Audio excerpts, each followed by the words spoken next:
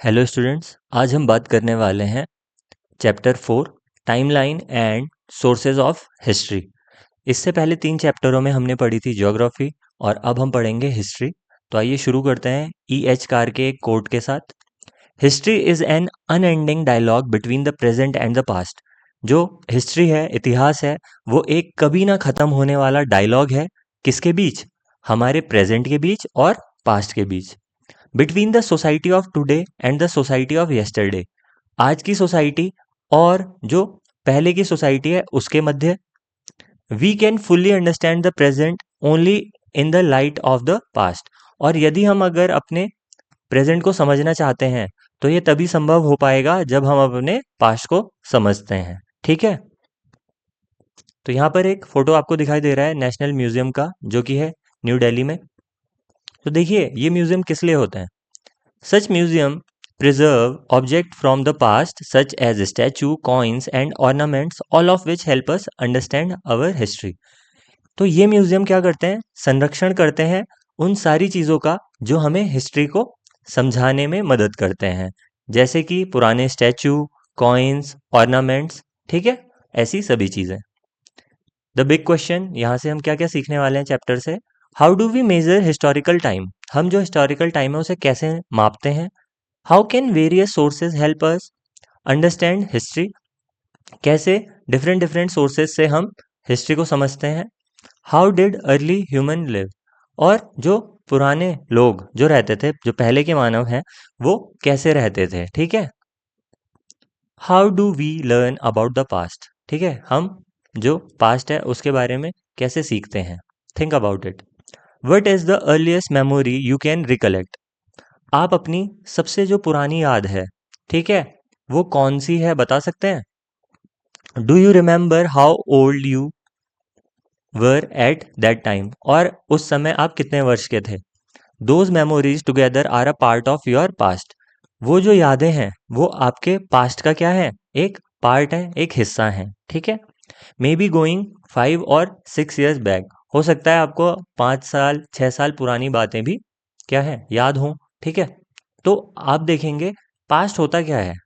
कोई भी घटना जो अभी वर्तमान समय से पहले हो चुकी है वो सब हमारा क्या है? पास्ट है। चाहे वो 1 मिनट पहले का समय हो, चाहे करोड़ों वर्ष पुराना, यह सब क्या है? हिस्ट्री है। How do you think understanding the past will help us understand the present world? आपको क्या लगता है कि हम कैसे अपने पास्ट से आज के समय को समझ पाएंगे? ठीक है, तो यहाँ पर देखिए साइड में लिखा हुआ है history, the study of the human past. तो ह्यूमन पास्ट की जो हम स्टडी करते हैं उसको हम क्या कहते हैं? History. You will discover in science that the earth has a very very long history. आप साइंस में पढ़ेंगे कि अर्थ की अपनी क्या है? एक बहुत ही लंबी हिस्ट्री है, एक इतिहास है। Of which we human occupy only a tiny part, the most recent one. और इस हिस्ट्री में हम जो हैं एक बहुत ही छोटा हिस्सा है। ठीक है, क्योंकि दुनिया को बने हुए तो क्या है, अरबों साल हो चुके हैं, अर्थ को बने हुए अरबों साल हो गए हैं। लेकिन इसमें जो ह्यूमन का अगर आप टाइम निकालेंगे तो वो बहुत ही कम है। ठीक है, तो आइए शुरू करते हैं। देखिए, सबसे पहले अर्थ का जो निर्माण हुआ है वो कब हुआ है? आज से 4.54 4.54 बिलियन ईयर्स एगो। देखिए, आप ये जो कलर देख रहे हैं ना, ये है बिलियन ईयर्स के लिए। जो ब्लू वाला कलर है वो आप देख रहे हैं मिलियन ईयर्स के लिए, और यहाँ पर जो ग्रीन वाला कलर आप देख रहे हैं वो ईयर्स के लिए है। तो 4.54 बिलियन ईयर्स एगो क्या है, जो अर्थ है उसका एवोल्यूशन हुआ है। उसके बहुत टाइम बाद क्या है, जो फर्स्ट सेल है वो बना है। उसके बाद 2.33 बिलियन ईयर्स एगो क्या है? Atmospheric oxygen. ठीक है, जिस ऑक्सीजन की वजह से हम जिंदा हैं, इसका निर्माण हुआ है। उसके बाद यहाँ पर 1 बिलियन ईयर एगो क्या है? जो बैक्टीरिया है उसका निर्माण हुआ है। ठीक है, फिर आप देखेंगे, अब आप आ जाते हैं इस मिलियन ईयर वाले में। तो आप यहाँ पे देखेंगे जो स्पॉन्जेस हैं और जो फंगी है वो बनी है। ठीक है, उसके बाद कोरल्स आपने देखी होगी ना, कोरल रीफ। इसके बाद आप देखेंगे फिश वर्टिब्रेट्स। फिश वर्टिब्रेट्स का अर्थ क्या है? कि जिनमें क्या होते हैं? मेरुदंड होता है। ठीक है, बैकबोन होती है। इसके बाद आप देखेंगे इंसेक्ट आए, फिर एम्फीबियन आए, आप देख रहे हैं साथ ही साथ शार्क, यहाँ पर उसके बाद रेप्टाइल, डायनासोर आए, टाइमलाइन वहाँ पर लिखी है उसी के साथ। उसके बाद आप देखेंगे बर्ड्स, उसके बाद आए मैमल्स, मैमल्स जैसे कि हम भी आते हैं इसमें। इसके बाद फ्लावर और बीज, ठीक है। उसके बाद आते हैं प्राइमेट्स। प्राइमेट्स कौन है? जो शुरुआती आप कह सकते हैं समझदार जानवर। उसके बाद आए, क्या है उसके बाद है फायर। फायर की खोज कब है? 10 लाख साल पहले। उसके बाद 3 लाख साल पहले कौन? होमोसेपियंस, ठीक है। और 6,000 साल पहले, 6,500 साल पहले राइटिंग जो है वो स्टार्ट हुई है, ठीक है। तो ये है पूरी एक टाइमलाइन कि कैसे शुरुआत होते हुए कहाँ तक हम पहुंचे। अब आइए यहाँ पर देखते हैं। Many people study the history of the earth. Some of them are trained to uncover the secret left beneath the earth's surface and help us learn about its past and also our past. कई सारे लोग जो होते हैं वो क्या करते हैं? हिस्ट्री की स्टडी करते हैं, ठीक है, जो हमारे अर्थ पर घटी है। और ये ट्रेन होते हैं इन चीज़ों के लिए कि वह अर्थ पर क्या-क्या घटनाएँ घटी हैं उसका पता लगाएँ, ठीक है? अर्थ के सरफेस से और पुरानी जो भी घटनाएँ घटी हैं उनकी पढ़ाई से। तो आप जैसे यहाँ पर देख सकते हैं ये 4 पिक्चर्स, इसमें 4 अलग-अलग लोग हैं जिनकी हम बात करेंगे कि ये कौन है। सबसे पहले है जियोलॉजिस्ट। जियोलॉजिस्ट कौन होते हैं? Study the physical features of the अर्थ, जो अर्थ के फिजिकल फीचर्स की स्टडी करते हैं। अभी हमने पिछले चैप्टरों में पढ़े ना फिजिकल फीचर, ठीक है, जैसे कि वहाँ की मिट्टी, पत्थर, हिल्स, ठीक है, जो पहाड़ियाँ चोटियाँ हैं, माउंटेन्स, पर्वत, रिवर्स, नदियाँ, समुद्र, ठीक है, oceans, other such part of the अर्थ। तो इनकी जो क्या करते हैं? स्टडी करते हैं। जैसे यहाँ पर आप देख रहे हैं कि ये एक पत्थर को देख रहे हैं, उसकी बनावट और उससे उसके बारे में कुछ अध्ययन कर रहे हैं। अगला है पैलियोंटोलॉजिस्ट। ये क्या होता है? Study the remains of plant, जो प्लांट के रिमेन मतलब जो बचा कुचा अवशेष होता है, क्योंकि बहुत पुराने प्लांट होते हैं, सालों पुराने, सैकड़ों हजारों वर्ष पुराने। तो उनके जो बचे कुचे अवशेष होते हैं, चाहे एनिमल्स के हों चाहे ह्यूमंस के हों, from millions of years ago in the form of fossils, और जो आपको फॉसिल्स के रूप में जमीन में मिलते हैं अवशेष, ठीक है। देखिए फॉसिल्स क्या होते हैं? इम्प्रेशन ऑफ फुटप्रिंट्स, ठीक है, जो चिन्ह है किसके? और पार्ट ऑफ प्लांट और animal that are found preserve within layer of soil और रॉक्स।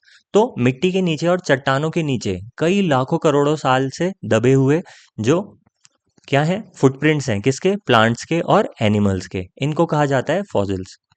अगले हैं एंथ्रोपोलॉजिस्ट। एंथ्रोपोलॉजिस्ट कौन होते हैं? स्टडी ह्यूमन सोसाइटीज, जो ह्यूमन सोसाइटी और कल्चर जो है from the oldest time to present.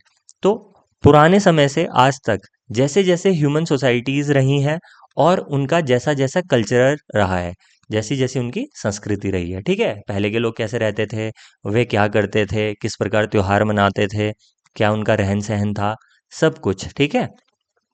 इसके बाद है आर्कियोलॉजिस्ट। आर्कियोलॉजिस्ट क्या होते हैं? Study the past by digging up remains that people, plant and animal left behind, such as tools, pots, beads, figurines, toys, bones, and teeth of animal and human, burnt grain, parts of house और brick among others।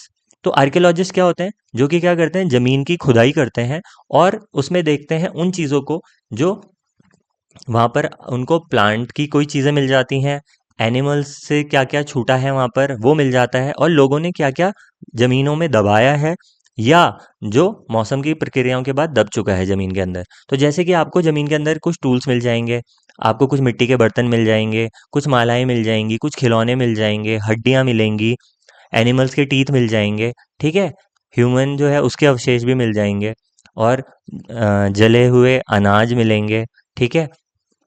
आपको वहाँ पर क्या है? ईंटें मिल जाएंगी, पुराने घर मिल जाएंगे, ये सब इसकी स्टडी कौन करते हैं? आर्कियोलॉजिस्ट। जैसे कि आपने सुना होगा हड़प्पा सिविलाइजेशन, इसके बारे में आप आगे पढ़ेंगे।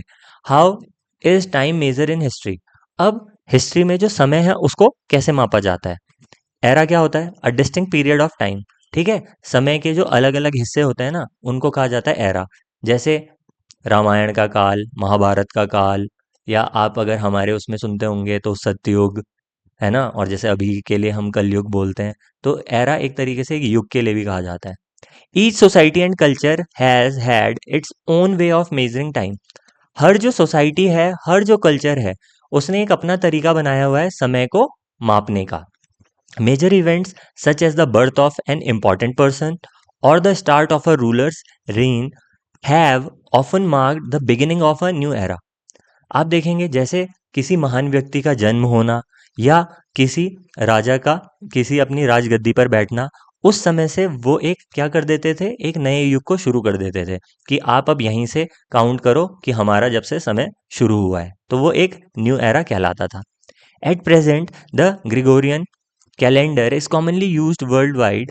Side by side, Hindu, Muslim, Jewish, Chinese, and other calendars are also used for calculating the dates of festival and the auspicious events. तो अब क्या है, वर्तमान में ग्रिगोरियन कैलेंडर जो है वो कॉमनली यूज होता है। ठीक है, ग्रिगोरियन कैलेंडर होता क्या है वो समझिए।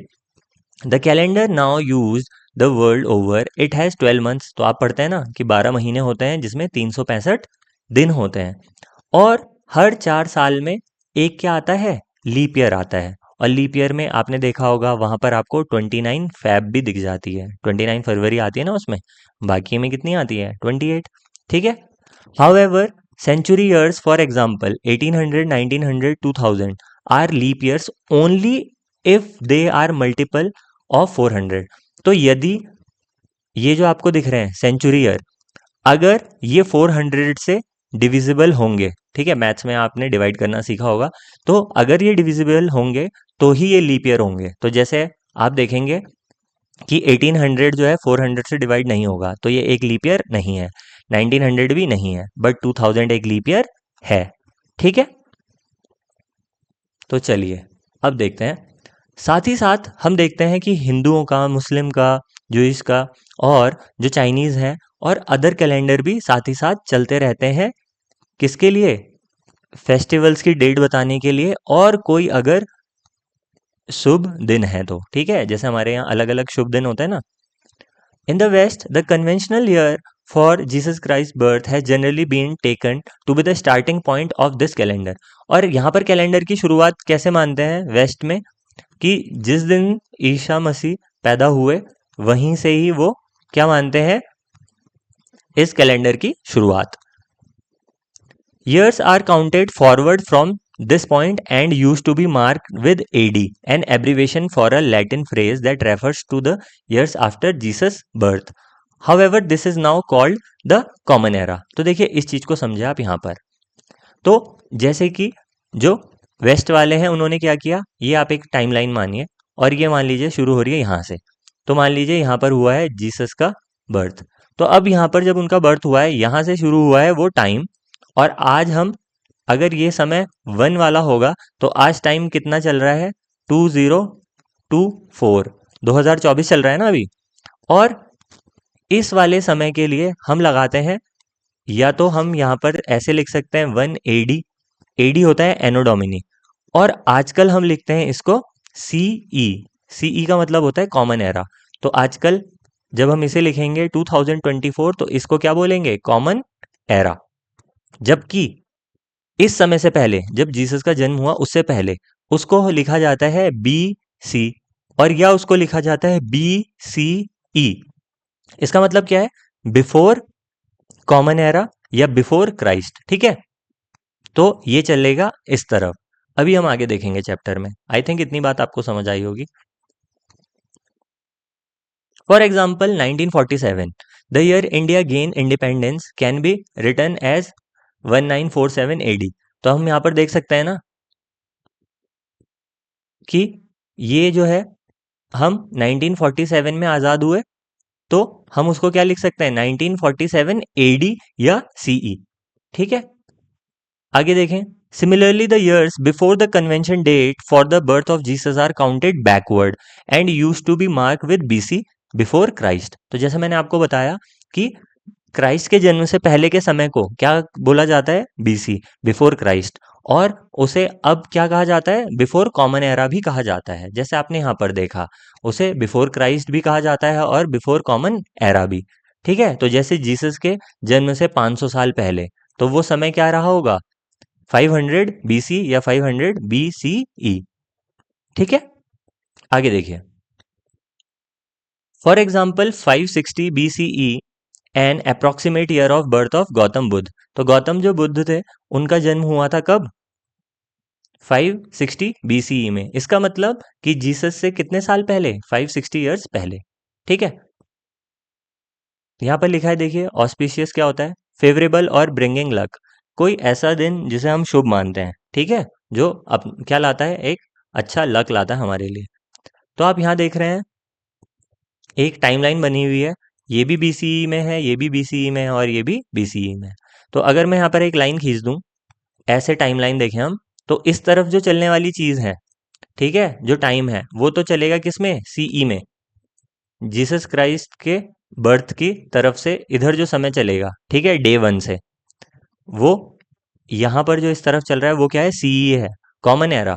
और जो इस तरफ चल रहा है वो क्या है, BCE, before common era. I hope आपको समझ आ गया होगा। ये देखिए तीनों नंबर जो हैं बिफोर कॉमन एरा के हैं। तो यहाँ पर क्या होगा, जैसे बिफोर कॉमन एरा में कैसे होगा, जैसे यहाँ पे 1 होगा, इधर 2 होगा, इधर 3 होगा, और ऐसे ही करके इधर 3 लाख आ गया ये। ठीक है, आगे देखते हैं। Let's explore. Such calculation are simple. ऐसी कैलकुलेशन क्या होती हैं, बहुत ही सिंपल होती हैं, but there is a catch in the Gregorian calendar, there is no year zero. Gregorian calendar में आपको लेकिन क्या है, ईयर जीरो नहीं मिलेगा। The year 1 CE follow immediately the year 1 BCE. तो यहाँ पर आप देखिए जीरो आपको नहीं मिलेगा। आपने यहाँ पे देखा ना कि जैसे मैंने क्या कहा कि यहाँ पर 1 क्या है, बीसीई है, तो उसी के बाद सीधा शुरू हो जाएगा 1 सीई। तो इसके बीच में जो जीरो है ना, वो नहीं आता है। ठीक है, और यहाँ से अब यहाँ पर आप देखेंगे थोड़ा सा मैथ्स चेंज हो जाएगा उसकी वजह से। अब देखिए, मान लीजिए आपको 2 बीसीई से 2 सीई पर पहुंचना है। तो अब यहाँ पर आप देखिए, ये है 1 सीई, ये है 2 सीई। उससे पहले मैंने आपको क्या बोला कि उससे पहले क्या आ जाएगा, 1 बीसीई, और उससे पहले क्या आ जाएगा, 2 बीसीई। तो आपको 2 बीसीई से 2 सीई तक जाना है। तो कितने साल लगेंगे आपको, 1 2 3। तो यहां पर आप समझिए कि अगर आपको 2 बीसीई से 2 सीई तक जाना है तो आपको कितने साल लगेंगे, 3। ठीक है, तो आप इसके लिए क्या कर सकते हैं, 2 प्लस 2, और क्या करेंगे हम उसमें माइनस कर देंगे 1 को, तो आ जाएगा क्या, 3। ठीक है, अब जैसे देखिए अगर कोई बड़ा नंबर आपको देखना है, जैसे देखिए बुद्धा का जन्म हुआ था 560 में, और आज चल रहा है 2024। तो आप कैसे पता लगाएंगे कि जो बुद्धा का जन्म है वह कितने साल पुरानी बात है। तो देखिए क्या करेंगे आप, 560 है बुद्धा का जन्म, और उसके बाद अभी कौन सा वर्ष चल रहा है, 2024, और इसमें आप क्या कर देंगे, माइनस कर दीजिए बस 1। तो आपके सामने आंसर आ जाएगा, और आंसर क्या होगा, 2583 ईयर्स एगो। तो 2583 साल पहले महात्मा बुद्ध का जन्म हुआ। ठीक है, तो यहां पर आप देखिए, ये है बर्थ ऑफ जीसस। ठीक है, ये जो 1 एडी वाला है। इससे पहले देखिए 2000 बीसीई है, ये भी बीसीई है, ये भी बीसीई है, ये भी बीसीई है। तो ये हम पीछे चल रहे हैं ना, लेफ्ट साइड इधर। और बुद्ध, ये जीसस क्राइस्ट के जन्म के बाद अब इस तरफ चलेंगे। तो यहाँ पर आप देख रहे हैं ना 2000 सीई, हम इसी तरफ तो हैं, और अभी हमारा कौन सा सीई चल रहा है, 2024। आई होप समझ आ गया होगा आपको। ठीक है, मतलब टाइम को आपने इस तरीके से देखना है कि जीसस के बर्थ से पहले, जीसस के बर्थ के बाद, पहले वाला बीसीई, बाद वाला सीई। ठीक है, आगे देखिए। A timeline is a convenient tool to mark such event. जो टाइमलाइन होती है वो क्या है, इस चीज में हेल्पफुल होती है कि आप जो महत्वपूर्ण इवेंट्स हैं उनको मार्क कर सकते हैं। As it show a sequence of dates and event covering any particular period. It runs from the beginning of humanity to the present. और ये कहाँ से बनाया हुआ है कि ह्यूमैनिटी कब से आरंभ हुई और आज तक, with a few important landmark, और कुछ इंपॉर्टेंट डेट्स को ध्यान में रखते हुए। Note that one dotted portion mark a skipped period, otherwise this timeline would have to be almost 3 meter long. तो देखिए अगर हम ऐसे टाइमलाइन पे हर पॉइंट को रखेंगे तो ये तो बहुत ज़्यादा लंबी होती चली जाएगी। तो यहाँ पर आप देखिए जीसस का टाइम मैंने बताया आपको 1 से शुरू हो जाएगा, 1 सीई, और इस तरफ अभी हम हैं, ठीक है, और अभी 2024 में तो हम हैं। और इसके बाद अगर हम यहाँ से और आगे जाएं तो अभी हमने वो देखा नहीं है, तो वो सब क्या है, फ्यूचर है, ठीक है। जबकि जीसस से पहले 560 बीसी, देखिए यहाँ पे लिखा है ना बीसी, तब क्या हुआ था, महात्मा बुद्ध का जन्म। और हम इससे और पीछे अगर जाएंगे तो ये सब भी क्या है, पास्ट ही है। आज से पहले सब कुछ जो है वो क्या है, पास्ट, ठीक है। A timeline also help in understanding the order in which historical event take place. एक टाइमलाइन से हमें यह भी पता चलता है कि कौन सी घटना कब घटी। देखिए इससे आपको ये पता चल रहा होगा ना कि पहले महात्मा बुद्ध का जन्म हुआ है, बाद में जीसस का जन्म हुआ है, ठीक है। For example, even without looking at dates, you can now see the birth of Buddha occurs before that of Jesus. ठीक है? Don't miss out. Along with a year and a decade, we often use other term to understand longer duration of time. तो अगर हम समय के बारे में जैसे जानना चाहते हैं तो हम उसके लिए अलग अलग यूनिट का प्रयोग करते हैं। जैसे देखिए एक साल के लिए तो आप बोलते हैं अ ईयर, और डिकेड बोलते हैं आप 10 सालों के लिए, ठीक है। और अब सेंचुरी किसके लिए बोला जाएगा, 100 वर्षों के लिए, ठीक है। It is any period of 100 years in history. Specific centuries are counted every 100 years starting from the year 1 CE। For instance we are currently in the 21st century CE, जो कब से कब तक चल रही है, 2001 से 2100। देखिए सेंचुरी हम बोलते हैं ना, तो आप समझिएगा यहाँ पर कि कैसे हम चल रहे हैं 21वीं सेंचुरी में, ठीक है। तो 21वीं सेंचुरी कब से चली है, 2000 से 2100 के 20 तक चलेगी है, ठीक है। अभी हम इसी में ही हैं। आप देखिए जो सबसे पहली सेंचुरी शुरू हुई होगी, तो जो फर्स्ट सेंचुरी शुरू हुई होगी वो 1 CE से शुरू हुई होगी, है ना। तो वो कब से कब शुरू हुई है, 1 से लेकर 100 तक। दूसरी कब से शुरू हुई होगी, 100 से लेकर 200। तीसरी 200 से 300। तो आप यहाँ पर नंबर देख रहे हैं, 3 है। थर्ड, तो वो कब से शुरू हुई है, 200 से। तो ऐसे ही जो 21 है तो वो किससे शुरू होगी, 2000 से। तो इसीलिए जो अभी हमारा टाइम पीरियड है, ठीक है, 21st सेंचुरी, ये है 2000 से 2100 तक, ठीक है। The centuries BCE are calculated beginning from the year 1 BCE। और ऐसे ही अगर आप पिछला पता करना चाहते हैं तो उसके लिए आप क्या करेंगे, 1 BCE ऐसे लिखेंगे। अब यहाँ पर देखिए जैसे हमें 3rd सेंचुरी BCE के बारे में बात करनी है, ठीक है, 3rd सेंचुरी BCE, तो ये कैसे चलेगी, ये चलेगी उल्टा। तो थर्ड है तो 300 से किस तरफ, 201 BCE की तरफ, ठीक है, क्योंकि ये उल्टा चलती है। अगला है मिलेनियम। मिलेनियम क्या होता है, it is any period of 1000 year। अब 1000 साल के समय को क्या कहा जाएगा, millennium. In history, specific century are counted every 1000 year from the year 1 CE. For instance, we are currently in the 3rd millennium. अभी हम किस में हैं, 3rd मिलेनियम में हैं, क्योंकि जो पहली थी वो कहाँ से कहाँ थी, 1 से 1000 तक। जो दूसरी थी वो थी 1000 से 2000 तक। और अब जो थर्ड चल रही है वो चलेगी 2000 से 3000 साल तक, ठीक है, 2000 से 3000 CE तक, ठीक है। As with centuries, millennium, BCE are also calculated beginning from 1 BCE and go backward।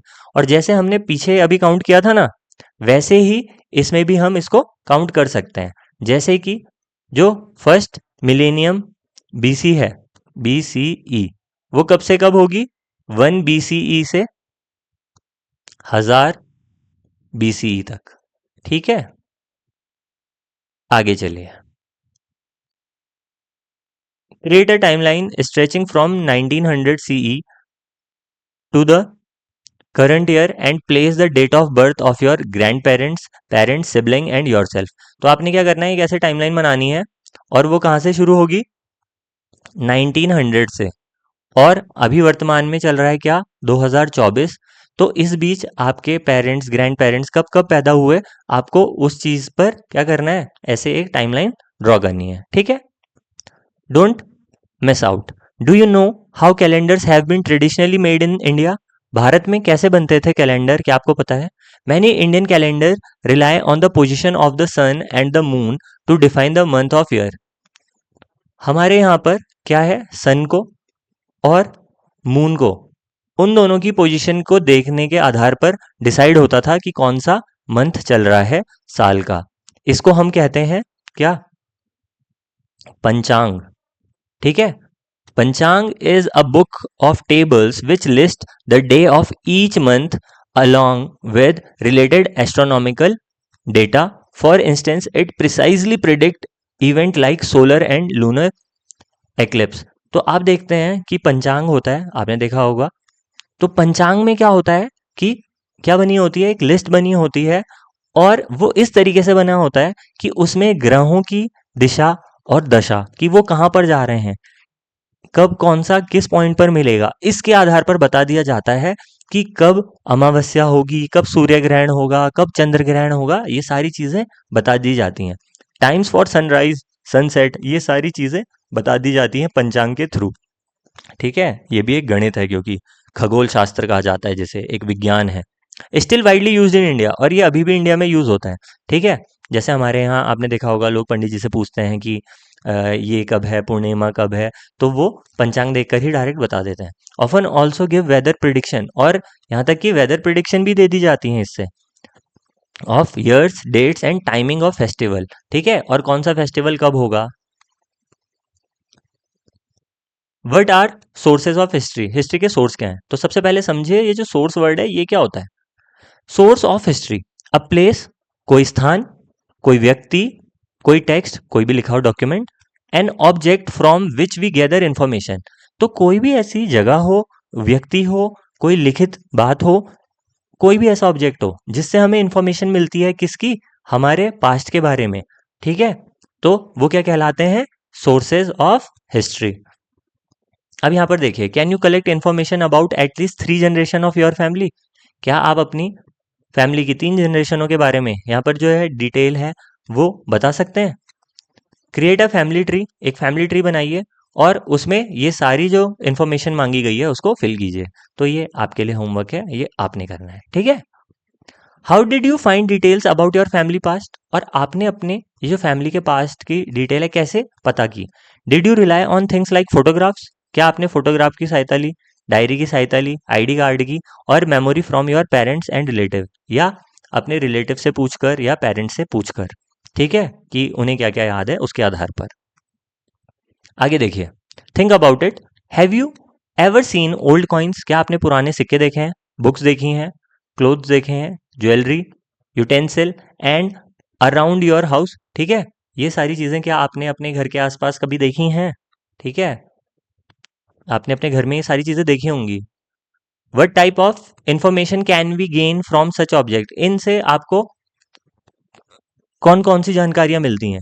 और फ्रॉम ओल्ड हाउसेज और बिल्डिंग, और जो पुराने घर हैं और उन बिल्डिंग से क्या आपको जानकारी प्राप्त होती है। एवरी ऑब्जेक्ट और structure tell a story and is like a piece in a jigsaw puzzle.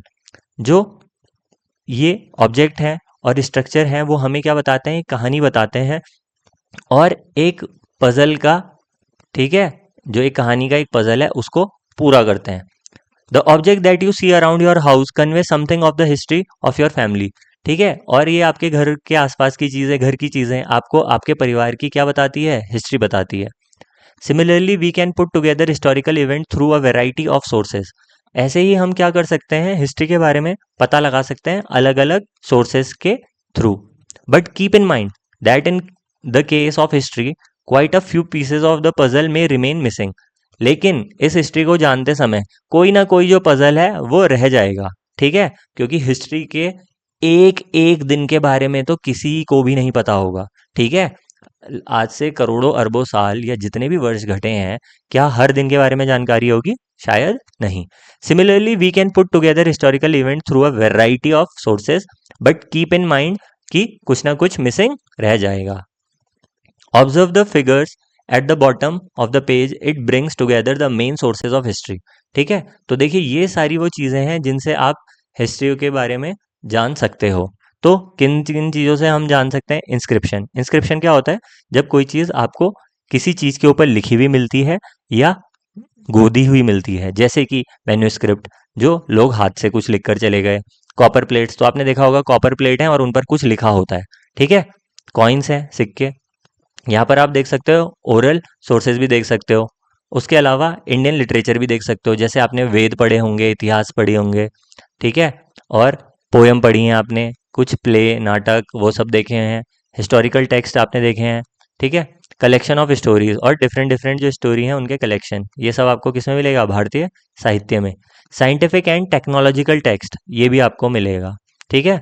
इसके अलावा फॉरेन अकाउंट जैसे कि जो यहाँ पर ट्रैवलर आए हुए थे, उन्होंने क्या क्या लिखा है, ठीक है। जो बाहर से आने वाले यात्री हैं, उन्होंने हमारे देश के बारे में क्या क्या लिखा हुआ है, उससे भी हमें अपने देश के बारे में बहुत कुछ पता चलता है। हिस्टोरिकल क्रॉनिकल्स, ठीक है, हिस्ट्री में कौन कौन सी घटना कब कब घटी, ये सब भी। इसके अलावा स्ट्रक्चर की बात करें आप, तो आपको मॉन्यूमेंट्स दिख जाते हैं, कई सारे स्ट्रक्चर, कुछ टीले, ये सब आपको दिख जाएंगे, जिनसे आप जान सकते हैं हमारी हिस्ट्री के बारे में, जिन्हें क्या कहा जाता है? Archaeological source.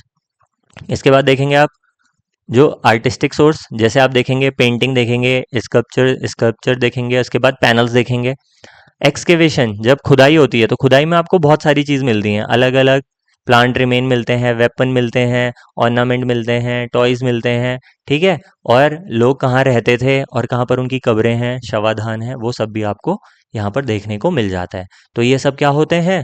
Sources of history. इसके बाद हम देखें हिस्टोरियन क्या होता है। A person who study and right about the past, जो व्यक्ति हिस्ट्री के बारे में पढ़ता है, ठीक है, जो हमारे पास्ट के बारे में पढ़ता है और उसके बारे में फिर लिखता है, उसको क्या कहते हैं? हिस्टोरियन कहते हैं, इतिहासकार। We will use some of them as we go along. When historians study, say, a king or a queen of 1500 years ago, an ancient monument, a war, or some items of trade, they take great care to gather information from as many sources as they can find and consult. तो आप देखते हैं ना, लोग history की पढ़ाई करते हैं और हिस्ट्री में ही आपने देखा है कि फिर वो रिसर्च करते हैं। तो ये लोग कौन होते हैं? ये लोग होते हैं हिस्टोरियन, जो हमारे इतिहास का क्या करते हैं? अध्ययन करते हैं कि कोई राजा जब आया था, उस टाइम पे कैसी स्थिति थी, ठीक है। उनसे जुड़ी हुई चीज़ों का वो बहुत क्या करता है? देखभाल करता है और उससे बहुत सारी इन्फॉर्मेशनों को कलेक्ट करता है अलग अलग जगहों से। वो यहाँ जाकर पता करेगा उसके बारे में, यहाँ जाकर, ठीक है। तो ये हिस्टोरियन ऐसा करते हैं। Sometime the sources confirm each other, कभी कभार तो एक सोर्स दूसरे सोर्स से जुड़ जाता है और बात कन्फर्म हो जाती है कि ऐसा ही था।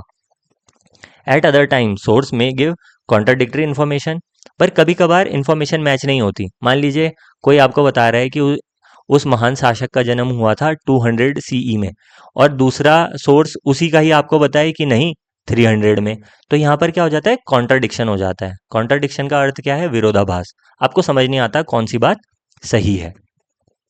इन which case they need to be decide which source they can trust more, तो ऐसे में देखा जाता है कि मैं इस वाले सोर्स पर ज़्यादा भरोसा करूं या इस वाले पर। That is how they try to recreate the history, और ऐसे ही हिस्ट्री को पढ़ते पढ़ते हिस्ट्री को क्या किया जाता है? रिक्रिएट किया जाता है कि ऐसा हुआ होगा, ठीक है। आगे देखिए, who contribute to all these sources of history, historian themselves but also archaeologist. और जैसे अभी हमने पढ़ा था कि इसमें कौन कौन योगदान देते हैं। देखिए हिस्टोरियन जो है वो तो योगदान दे ही रहे हैं, लेकिन आर्कियोलॉजिस्ट भी तो योगदान दे रहे हैं, क्योंकि जब वो ज़मीन से इन चीज़ों की खुदाई कर रहे हैं, पुरानी चीज़ों की, उसके बारे में भी तो हिस्टोरियन स्टडी कर रहे हैं, तो उनका भी क्या है? बहुत बड़ा योगदान है। एपिग्राफिस्ट, एपिग्राफिस्ट क्या होते हैं? जो स्टडी करते हैं एंशियंट इंस्क्रिप्शन की, जो पहले लिखा हुआ होता है ना, कोई पत्थरों पे कोई चीज़ लिखी है, कॉपर प्लेट पर, कॉइन पर, तो उनकी जो स्टडी करते हैं उनको बोलते हैं एपिग्राफिस्ट। एंथ्रोपो एंथ्रोपोलॉजिस्ट, जिनकी बात हमने पहले भी की थी, जो ह्यूमन सोसाइटी और कल्चर के बारे में अध्ययन करते हैं, ठीक है। Expert in literature and language and some more. In addition, in the last 50 years or so, scientific study have been contributing more and more to reconstruction of the past. तो हमारे पास्ट को जानने में साइंटिफिक स्टडी जो है उसका बहुत बड़ा रोल है, ठीक है। For example study of ancient climate, हम पुराने क्लाइमेट के बारे में जान पाते हैं कि उस समय कैसा रहा होगा। Chemical studies of excavated material and studies of the genetics of ancient people, तो हम उस समय कौन कौन से जो मटेरियल थे उनके बारे में जानते हैं, उनकी स्टडी कर पाते हैं, ठीक है। और जेनेटिक्स की कि जो पहले के लोग हैं उनके जेनेटिक्स कैसे थे। देखिए, जेनेटिक्स क्या होता है? The branch of the biology that study how in plant animal और ह्यूमन सर्टेन फीचर्स, कि किसी भी व्यक्ति में कैसे क्या होता है, फीचर होते हैं, किसी एनिमल में कैसे फीचर होते हैं और प्लांट में कैसे फीचर होते हैं, या उनके कैसे कैरेक्टरिस्टिक होते हैं या गुण होते हैं, get pass down from one generation to another. जैसे आप कहते हैं ना कि कोई पिता है और उससे उसके बच्चे में क्या जाते हैं, उसी के जीन्स जाते हैं, तो जेनेटिक्स, तो जो गुण उसके अंदर होते हैं वैसे ही पुत्र के अंदर या पुत्री के अंदर दिखाई देते हैं, है ना। तो ये आप साइंस में और ज़्यादा डिटेल्स में पढ़ेंगे। And when historian study recent history, जब हिस्टोरियन क्या है, स्टडी करते हैं हिस्ट्री की, अनदर सोर्सेज न्यूज़पेपर, ठीक है, आपको और क्या सोर्स मिलेगा, newspaper. For the last few decades electronic media can also be consulted. और अब आप देखते हैं साथ में किस किस चीज़ का प्रयोग करते हैं हम। अब जब से टेक्नोलॉजी आई है तो अब हम जैसे इंटरनेट पे ही 10-20 साल पुरानी चीज़ कोई खोजना चाहें तो हमें मिल जाती है, ठीक है। हम टेलीविज़न का प्रयोग भी करते हैं, उससे भी हमें हमारी हिस्ट्री के बारे में पता चलता है, ठीक है। आगे देखिए, the beginning of human history, human history की जो शुरुआत है वो कैसे हुई है, कब हुई है, ये सब। मॉडर्न ह्यूमन, मॉडर्न ह्यूमन जो है उसे क्या कहा जाता है, homo sapien, have walk the planet for about 3 lakh years, 3 lakh साल से, मतलब जो होमोसेपियंस हैं वो धरती पर हैं, ठीक है, तब से शुरुआत मानी जाती है इनकी। This appears to be a very long time yet it is only a tiny fraction of the earth history, let us have a quick look at our early history. तो ये देखेंगे अगर हम ना, तो ये 3 लाख साल कोई बहुत बड़ी बात नहीं है अगर हम अर्थ के अकॉर्डिंग देखें तो। मैंने अभी क्या बताया था आपको, अर्थ जो है वो बिलियन ईयर्स पहले की बनी हुई है, तो जब बिलियन ईयर्स में 3 लाख साल तो कुछ भी नहीं होते, एक बहुत ही छोटा हिस्सा होता है, ठीक है। तो चलिए देखते हैं हमारी हिस्ट्री। तो ये देखिए पहले के लोग क्या कर रहे हैं, यहाँ पर आपको दिख रही है कुछ ड्राइंग, ठीक है। और यहाँ पर देखिए लोग कुछ खाना बना रहे हैं या मांस खा रहे हैं, ऐसा कुछ, ठीक है, यहाँ पर कुछ कार्य कर रहे हैं। अब यहाँ पर देखिए, आफ्टर लाइफ का मतलब क्या होता है, a life that begins after death, death के बाद जो जीवन होता है उसको क्या बोला जाता है, after life. Early human face many challenges from nature and lived in bands और group to help each other. जो अर्ली ह्यूमन थे, ठीक है, शुरुआती जो लोग थे, प्रारंभिक मानव, उन्होंने बहुत चैलेंज फेस किए, किससे, नेचर के थ्रू, ठीक है, क्योंकि उस समय क्या चीज़ें रही होंगी, उस टाइम पे ना तो एग्रीकल्चर होता था, आइस एज भी रहती थी, ठीक है, और आज के जैसे पक्के घर तो होते नहीं थे, तो उन्हें प्रकृति से हर दिन दो चार होना पड़ता था, बहुत ही चुनौतियां थी। इसीलिए वो किस में रहते थे, ग्रुप्स में रहते थे, एक दूसरे की हेल्प करने के लिए। They were constantly seeking shelter and food, और वो हमेशा खोज में रहते थे आवास की और खाने की। And were mainly hunters and gatherers, और उस टाइम पे वो क्या होते थे, शिकारी होते थे, हंटर्स और गैदरर, ठीक है। गैदरर मतलब संग्रहण करना, मतलब कोई चीज जैसे जानवर को मारा, अब उसका संग्रह किया, या जैसे फूल पत्ते तोड़े और उसका संग्रह किया, ठीक है। This means that they relied on hunting and collecting edible plants, और एडिबल प्लांट्स को क्या कलेक्ट करते रहते थे, and fruits for their survival, अपने जीने के लिए वो इन चीज़ों को कलेक्ट करते थे। Our early ancestor also had certain beliefs about the natural elements and possibly also some notion of after life, और जो हमारे पुराने लोग थे, पूर्वज आप जिन्हें कह सकते हैं, वो आफ्टर लाइफ में भी बिलीव करते थे, मतलब मरने के बाद भी एक क्या होती है, लाइफ होती है, ठीक है। ये हम आगे समझेंगे, क्योंकि आपको दिखेगा कि कब्रों में भी लोगों के साथ कुछ सामान रख दिया जाता था। अब यहाँ पर देखिए, these group live in temporary camps, तो ये जो लोग थे उस समय के, वो टेम्पररी कैंप में रहते थे, क्योंकि उस टाइम पे पक्के घर नहीं होते थे जैसे आज हैं। रॉक शेल्टर, ठीक है, चट्टानों के नीचे, या तो आप देखेंगे कि कहाँ पर, केव्स में, जो आपने देखी है ना गुफाएं, जैसे पहले गुफाओं में आपने सुना होगा शेर की गुफा, ऐसे ही पहले ह्यूमन भी इसी में ही रहते थे। And communicated with each other using language that are now lost, और उस समय उनकी जो भाषा होती थी उसमें वो एक दूसरे से कम्युनिकेट करते थे, आपस में बात करते थे, जो कि अब नहीं है।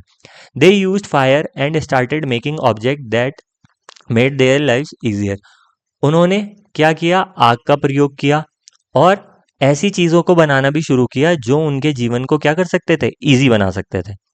लाइक इम्प्रूव्ड स्टोन एक्सेस, जैसे कि शुरू में तो वो जब किसी जानवर को मारते थे तो बहुत बड़े पत्थरों से, बाद में उन्होंने क्या बना दी, एक्स, कुल्हाड़ी बना दी, जिससे कि उनका काम आसान हो गया। Blades, arrow heads and other tools, और बाद में जैसे तीर कमान ये सब भी बना दिया, जिससे कि क्यों, क्योंकि शुरू में वो हंटर थे तो जानवरों को मारने में ये काम आता था। Aspect of their life are visible in rock painting, आप उनके जीवन को देख सकते हैं किसमें, रॉक पेंटिंग में भी। Found in 100 caves all over the world, दुनिया की बहुत सारी केव्स में आपको वो पेंटिंग मिल जाएंगी। Some of those painting depict simple figures और a few symbol, other are more detailed and represent scene with animal और ह्यूमन। कुछ तो वहां पर आपको दिखेंगी सिंपल ड्राइंग, और कुछ दिखेंगी बहुत ही ज्यादा डिटेल्ड ड्राइंग, ठीक है, जिनमें बहुत सारी डिटेलिंग होगी कि वो क्या क्या कर रहे हैं। In time these early humans learn to make simple ornaments, उस टाइम उन्होंने सिंपल सिंपल आभूषण बनाने भी शुरू कर दिए थे, सच एज स्टोन और शेल बीड्स, जो आपको समुद्र में मिलते हैं ना, जो मालाएं मिलती हैं, ठीक है, और पत्थर जो हैं आपने देखे होंगे वो मिलते हैं। Pendant made of animal teeth से बने pendant, and sometime exchange them with other groups, और उनको वो आपस में एक दूसरे के साथ शेयर भी करते थे। जैसे आपने देखा है ना, जैसे मोतियों की माला देखी होगी, ठीक है, या कोई पेंडेंट उन्होंने बना दिया है पत्थर से ही। आपने कोई भी हिस्टोरिकल मूवी देखी होगी, उसमें भी आप देखते होंगे जो एक्टर्स हैं इस टाइप की चीज़ें पहनते हुए दिखाई देते हैं, ठीक है, कोई एनिमल टीथ से बनी हुई चीज़ें, ठीक है। आगे देखिए, फर्स्ट क्रॉप्स, फर्स्ट क्रॉप जो सबसे पहली क्या थी, फसल थी। Over long ages the earth climate has gone through many changes, देखिए जो अर्थ का क्लाइमेट है वो बहुत सारी अलग अलग किन से चेंजेस से गुजरा था, बहुत सारे बदलाव आए पृथ्वी पर, ऐसे ही नहीं कि एक दिन में जैसे आज पृथ्वी दिख रही है, बहुत सारी चीजें बदली हैं। At certain time it was very cold, कभी कभी तो ये बहुत ज्यादा क्या होती थी, ठंडी। And much of the earth was covered with ice, और आइस, बहुत सारी आइस से क्या होती थी, अर्थ घिरी हुई रहती थी, और इसी समय को क्या कहा जाता था, ice age. As you will learn in greater detail in science, आप ये साइंस में पढ़ेंगे, later when the climate warmed up, और जैसे ही जब क्या हुआ, क्लाइमेट क्या हुआ, गर्म हुआ, दिस आइस पार्टली मेल्टेड, और ये क्या हो गई, मेल्ट हो गई, and the resulting water swelled the existing river and eventually drained into the ocean, और उसके बाद वो जो पानी था वो कहाँ पहुंच गया, समुद्र में, और जो आजकल आप देखते हैं रिवर्स, उनमें पहुंच गया।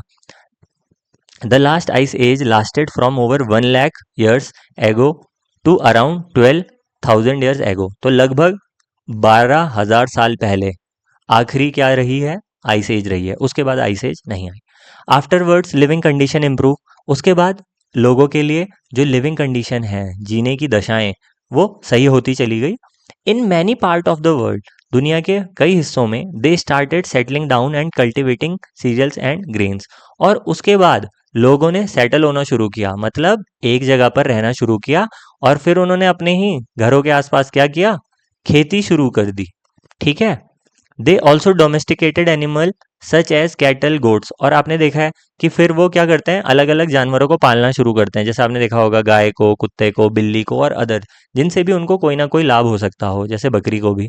With more food available these communities grow in size and number, जैसे जैसे फूड बढ़ता चला गया तो ये कम्युनिटियां भी साइज में बढ़ती चली गई, और इनकी जो जनसंख्या है वो भी बढ़ती चली गई।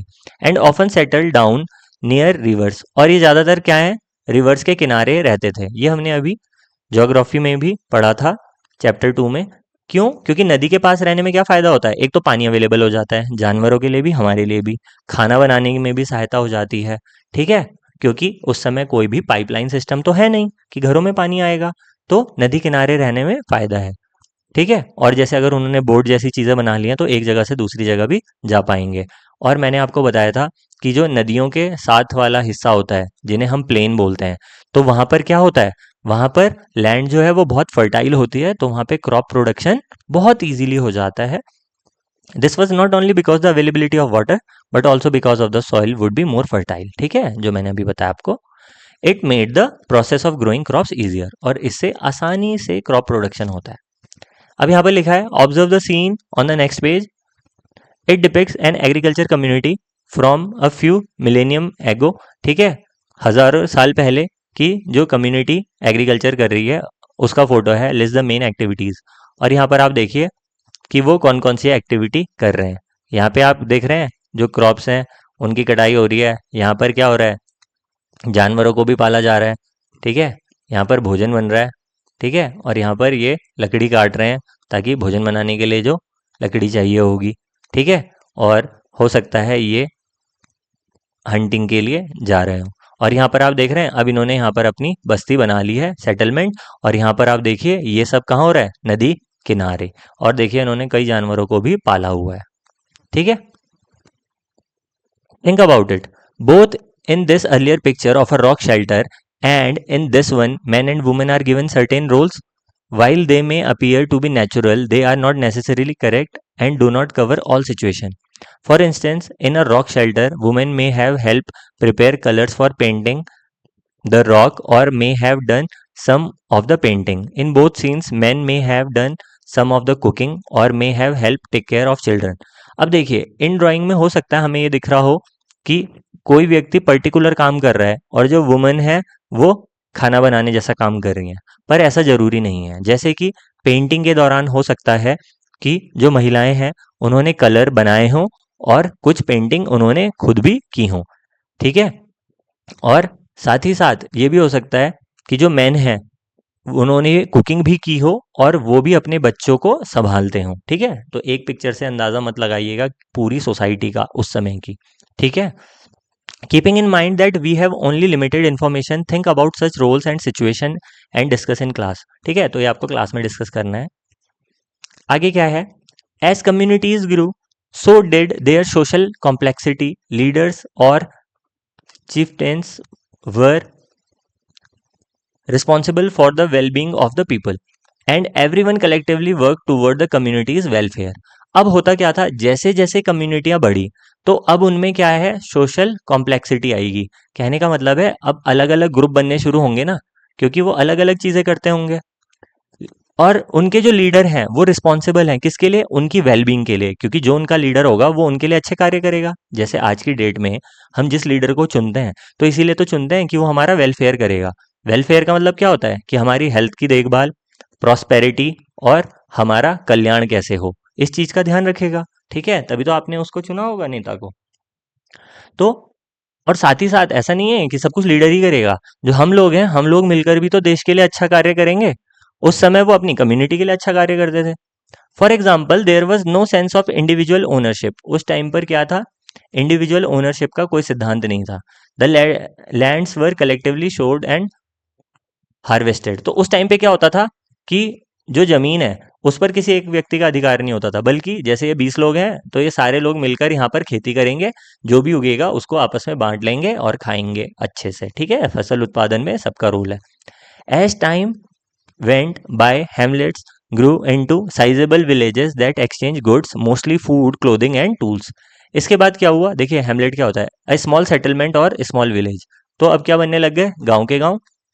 तो जैसे जैसे टाइम बढ़ा तो जो गांव है गांव भी बनने लगे और ये गांव आपस में क्या करते, जो चीजें हैं ना, गुड्स बोलते हैं चीजों को, तो उनका एक्सचेंज करते हैं, मतलब एक दूसरे से अदला बदली करते हैं। हो सकता है इस गांव में कुछ और उगता हो, इसमें कुछ और उगता हो, तो आपस में चीजें बदलते हैं।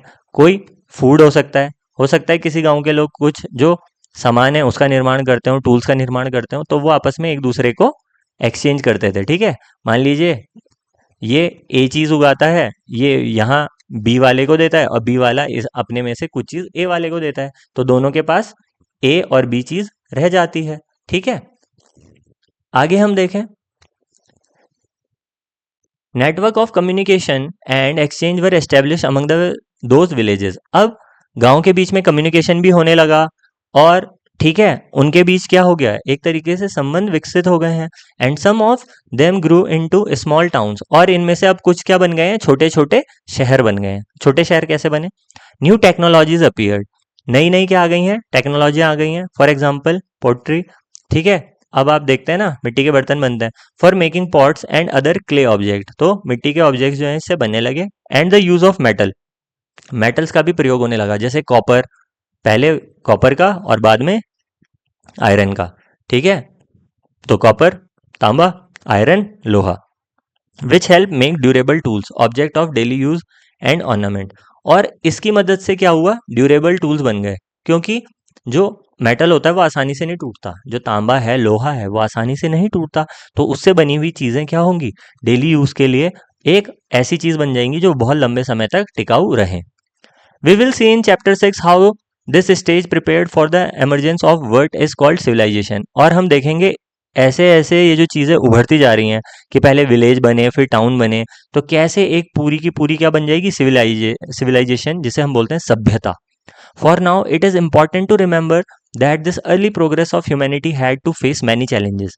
और हमें ये भी समझना होगा कि ये जो ह्यूमैनिटी है वो बहुत सारे चैलेंजेस फेस कर चुकी है इस प्रोग्रेस के दौरान और आगे भी करेगी। At some critical times humanity could have almost disappeared. बीच बीच में एक ऐसा समय भी आया कि पूरी ह्यूमैनिटी समाप्त भी हो सकती थी। As some earlier species did, जैसे कि पुरानी कुछ स्पीसीज खत्म हो चुकी हैं। जैसे कि आप जानते हैं डायनासोर पहले था अब नहीं है, लेकिन ह्यूमन कुछ लाख साल पहले से है और आज भी है।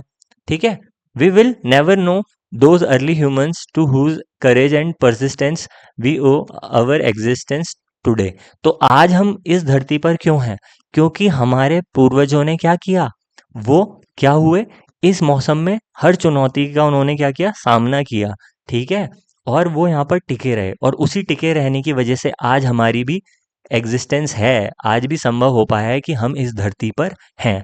क्योंकि अगर वही लुप्त हो जाते, समाप्त हो जाते, तो आज हम भी इस धरती पर नहीं होते। बिफोर वी मूव ऑन, तो यहाँ पर देख लेते हैं हमने क्या क्या पढ़ा। We have explored some ways to learn more about our past. हमने सीखा हम अपने पास्ट के बारे में कैसे कैसे जानकारी प्राप्त कर सकते हैं। The concept of a timeline, हमने पढ़ा एक टाइमलाइन के बारे में जो मैं आपको बार बार बता चुका हूँ। ये है 1 AD, ठीक है, और जीसस क्राइस्ट का जन्म, या AD की जगह यहाँ पर हम इसको क्या लिख सकते हैं, CE भी लिख सकते हैं। और आगे जो चलता है वो सारा CE है, और ये जो पीछे की तरफ चलता है वो BCE है। ठीक है, there are different way to measuring time, year, decade, century, millennium, ये भी हम पढ़ चुके हैं। ईयर्स जैसे एक एक साल के लिए, डिकेड 10 साल के लिए, सेंचुरी 100 साल के लिए, और मिलेनियम 1000 साल के लिए। सोर्सेज ऑफ हिस्ट्री हमने पढ़ा, सोर्स ऑफ हिस्ट्री अलग अलग होते हैं और जो क्या हेल्प करते हैं हमारी हिस्ट्री को रिकंस्ट्रक्ट करने में और उसको समझने में कि ऐसे घटना घटी होंगी। We have also had a brief look into the life of early human, तो हमने अर्ली ह्यूमन की लाइफ कैसी थी उसके बारे में पढ़ा। ठीक है, ह्यूमन सोसाइटी कैसे ग्रो करती हुई चली गई उनको पढ़ा, और कैसे कैसे समय के साथ वो कॉम्प्लेक्स होती चली गई ये भी हमने पढ़ा।